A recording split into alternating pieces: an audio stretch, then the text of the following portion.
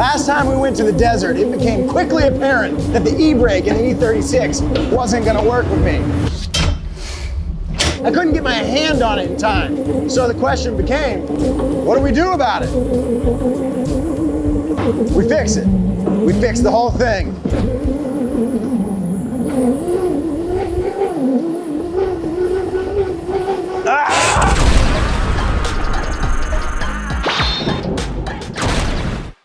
Huge thanks to eBay Motors for sponsoring today's video. From experienced car enthusiasts to first-time money pitters, there's no better place to buy and sell your parts and cars than eBay Motors. Not only do they focus on a diversity of people and inventory, but they're also focused on putting trust into the automotive marketplace. eBay Motors also allows you to ship directly through the app, and you can even request a licensed third-party inspector to inspect the car you're interested in. Plus, with features like the vehicle protection program and eBay's fitment to guarantee your exact parts, you don't have to worry about getting scammed, which is really nice. So start your trustworthy car shopping experience today by going to the link in the description below. And heck, you can get yourself a sick E36 like we did on eBay Motors. Now, let's get back to the money pit.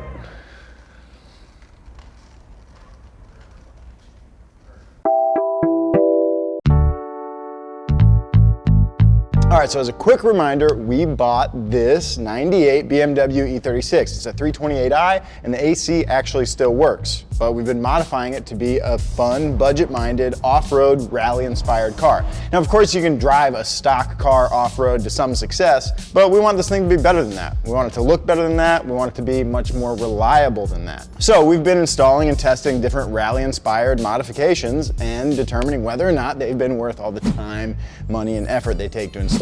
And today's no different. We're gonna be doing that with a hydraulic e-brake. So let's get into it. If you watch any footage of professional rally or drift drivers, you'll often see them grabbing for a lever that isn't the shifter when they initiate a slide. That's a hydraulic e-brake. And all that does is allow them to lock up the rear tires and initiate a spin or a rotation of the car. Now in drifting, that's usually about steez and looking good. But in rally, it can often be the quickest way to get around a corner, especially like a hairpin turn. You know, when you're driving on dirt, you really don't have that much grip. And so if you just try to steer a really tight corner, you'll usually end up understeering and kind of plow straight through. So the easiest way to remedy that is by installing a way to easily and repeatedly lock up your rear wheels so you can initiate spin on command. So that's what we're gonna do. That's what the E36 needs. Now let's go take a look at what I bought. I actually, honestly, kind of bought the wrong thing. But it's gonna work. All right, so let's look at what we got and what you need if you want to install a hydro e-brake in your car. First off, the tools. We've got a flaring kit so we can flare some brake lines. And then of course, we've got some brake line. On the E36, 3/16, that's what they use, or 4.75 millimeters. So that's what this is. And then we've got an assortment of flare nuts that will flare onto the tube. These are how you connect brake lines. And so that all should be pretty easy. But the main thing you need, the pièce de résistance, is the hydro itself. And this is where I bought the wrong thing. At first glance, when I bought this, probably really late at night, it seemed really cool. I was like, oh wow, twin cylinder, so you don't have to tee it after the fact. You just run your single line into the hydro, and then you can run out to each individual rear caliper. But that's not what this is at all. This is actually a cutting brake. This is more for off-roading. So you can lock up an individual rear wheel and force the thing to kind of spin around that to turn tightly. I think it's gonna be okay. We're just gonna plug one of the cylinders and use the upper one and then tee it off like you normally would when you install a hydro. But all in all, it should be not too difficult. A little time consuming though, so let's get going. So the first thing we're gonna do is just kind of sit in here for a minute with the old hydro and kind of mock it up, hold it in some different places, see what I think. Keeping in mind, you know, I've got some interior bits that I would like to be able to put back in here, so I think it's gonna be something like this. This thing, as far as I'm concerned, this can go. So I think that's gonna go. And then we're gonna mount something like this. Maybe build it off a little bit so it's out here. Cool.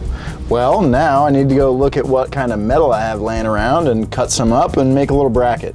Should be pretty easy with the tools I have on hand. I'm just basically gonna make a little shelf for this thing to sit on. So I think we'll go something like this. And that should be plenty sturdy and pretty easy. Let's do it. Boy! Just chop a little piece out of somewhere over here. All right, gotta get the plasma cutter ready, which means I need some air pressure and the plasma cutter. So I'm about to plasma cut this 1/8" steel, which is pretty convenient for me because plasma cutting is pretty easy. It's a pretty quick way to get through metal, but it's definitely not the only way to get through metal. You could make this bracket with just an angle grinder with a cutoff wheel on it, potentially a Sawzall, a bandsaw. There's a lot of ways to get this done, not just a plasma cutter. Though plasma cutters are pretty cheap these days, so if you do cut a lot of metal, maybe think about picking one up. It's really handy and super fun to use. You're basically cutting metal with fire, and that's, I mean, I think we can all agree that's pretty cool. So let's do it. Let's cut some. Ow! Oh!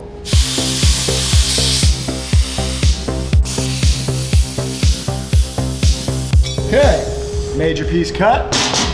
We'll clean it up a little bit on the old sander once it cools down.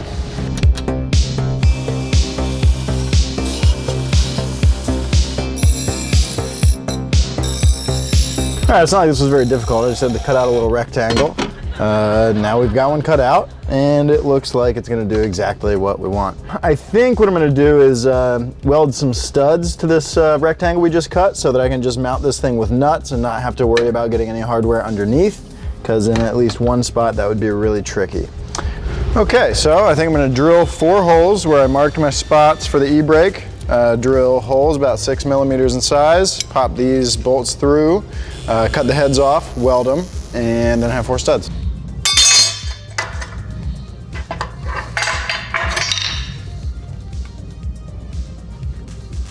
Cool. Now we'll just grind those welds flush so it sits nice on the tunnel. Then I got a couple holes cut out for just like little spot welds, and we'll weld kind of the perimeter a little bit as well. Should be plenty sturdy. We'll see if we even need to brace it.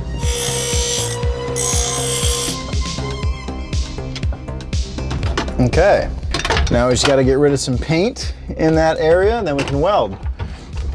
Coming right along.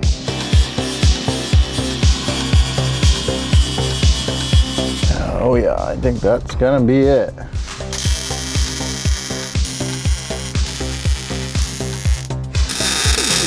Oh yeah. Now that is sturdy. It's not going anywhere. Cool.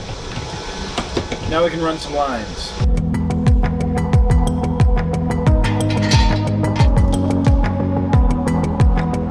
All right, now we got the car in the air. So now it's time to trace our lines from the master cylinder to the rear calipers. So we're gonna find the line that comes from our master and goes to the rears. The rear line, the singular rear line, comes out of the master and just goes straight into like the ABS traction control module. So to get to the individual line to run to the e-brake like I want to, I'm actually just gonna bypass ABS and traction control altogether, which for the rear wheels especially is fine by me. So I'm just gonna remove this line here that comes out of the port on the master cylinder labeled H. H is rear and V is front. So I'm gonna remove the line that's going to the H port that goes ultimately to the rears. So we'll remove that, and then I'll make a new line that just goes down, bypasses ABS and traction control, and goes into the cabin right behind the handbrake. And I think I have all the fittings that I need to do this. So let's do it. So I've got this straight piece of line. This is 6 millimeter tubing with M12 by 1 fittings here with a bubble flare, a DIN ISO flare. This is the European way. This is a metric piece of brake tubing in that it's metric tubing, metric fitting, and the bubble flare is metric too. Generally, there's 2 major types of flares. There's bubble and then there's standard. Most American things will get standard. Most European things will get bubble. So that's what we have here. So this will be the piece from the master cylinder to kind of underneath the car. Then we'll make a line from underneath the car to inside the car. Now they do make specific tools for bending brake lines and small tubing, and wouldn't you know it, I don't have one. So we're just gonna do it by hand with stuff we have laying around. I've got some dies right here that are of different diameters, so I can use these and just trying to keep even pressure, trying to make sure not to kink these things. I'll just do it by hand and we should be able to turn out a decent result. And then maybe down the road I'll get the right tool, you know?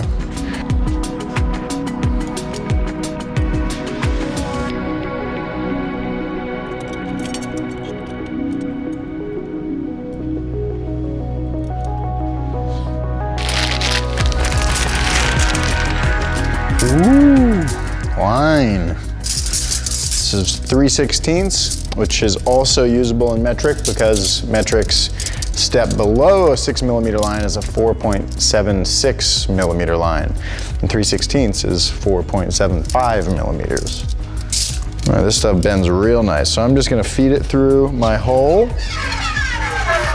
Satisfying. All right, so now that we got our length figured out, we can remove the whole line once I cut through it with my tubing cutter. And then we can take it to the bench and flare it. This comes with a flaring kit. It's a little chamfering tool. So we're just gonna hit that in there, get them burrs off. Now before you flare, don't forget your flare nut or your tube nut. This has to go on first because once you flare the end, it can't come off this way. Now sure, if you only flare one end, you can get it on from the other side, but don't live that life. Don't live like that. Put it on first, remember, then flare. Trust me, it's way more fun that way. Like I said earlier, this is a BMW, so on this car is a bubble flare. But the adapter I'm using to go into the handbrake is gonna be a standard 3/16. So on this end, we'll do a standard flare. On this end, we'll do a bubble flare. I just have to remember that. I just have to remember that. So the first thing we're gonna do is insert our tubing through this little grippy block here. These two Allens tighten down to grip the tube. The tube needs to protrude through this little block a pretty specific amount. So you want to line it up. I want it to be sticking out the same amount as the height of that largest diameter bit. So now this is our bubble die. This is for this size tubing and it's meant to make a bubble flare. So that's gonna go in there like that. Now we're gonna screw this unit over top of the whole situation. Okay, now we just need to drive this screw down in and that will produce the flare. Okay, that should do it. And there we have a bubble flare. Now we gotta do a standard flare on this side. Now we'll drive the top down for our first operation. Okay, now that's basically a bubble flare there. Now we're just gonna screw this back on, like so, and drive this guy in with no die. Okay, and that is your more standard double flare. So that is basically a line made. We've got a bubble flare here, a double flare here, and now we just gotta put it in the old car.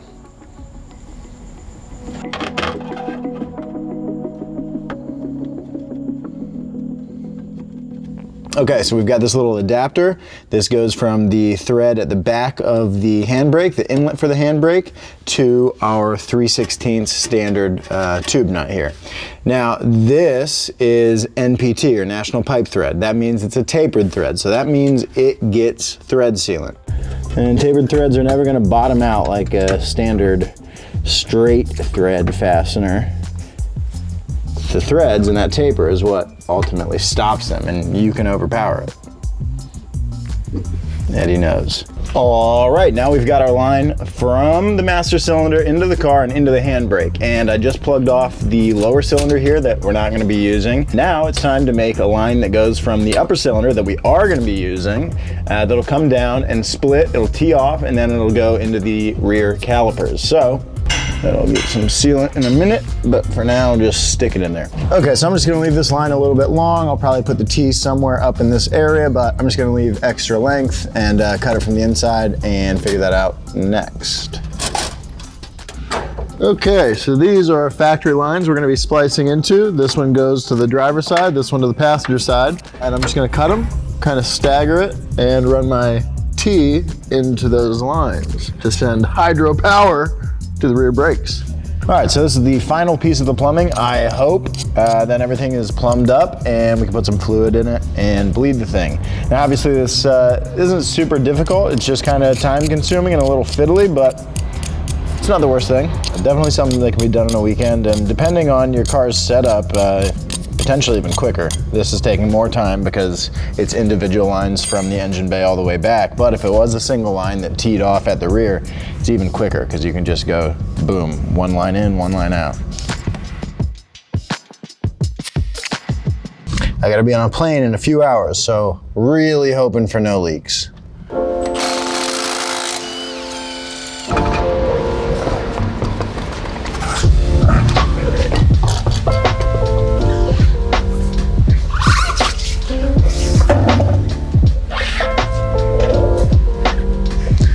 Now we bleed. All right, I'm gonna start by bleeding the hydro. I'm gonna use my vacuum pump and pull vacuum on the hydro and all our new lines, and then pull fluid from our reservoir into all this stuff. Then I'll also need to bleed the rear calipers. We'll probably need to foot bleed as well as this, but it's just how it goes.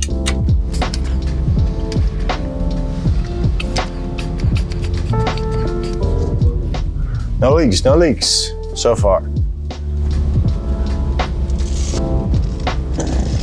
All right, listen, this isn't gonna be your standard brake bleeding procedure. No. You've got the pedal like normal, but then you also got another master that you're gonna have to Also be bleeding. Yeah, so we'll pump up the brake pedal and hold it like normal, and then once you're holding that, then you'll just pull the e-brake all the way and hold it, then I'll bleed, then I'll tighten, then you'll relax.